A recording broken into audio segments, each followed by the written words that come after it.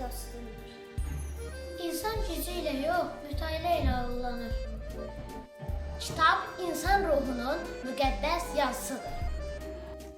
Kitab bir nəslin o biri nəslə qoyub getdiyi mənəvi sərvətdir.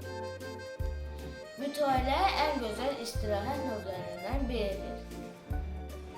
Kitablar özümüzə və başqalarına hörmət etməyi öyrənir. Kitab həyatın ən uzaq və qaranlıq yollarından insana işıq bəxş edən əfsanəvi çıraqdır. Elm yalnız mütaliə ilə əldə edilir. Kitablar fikir müharibəsinin silahlarıdır. Kitab bəşər mədəniyyətinin ən böyük nailiyyətlərindən biridir. Kitab ruhu qidalandırır və insanı ucaldır.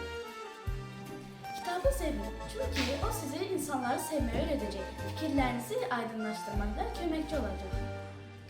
Oxunacaq ən böyük kitab insandır.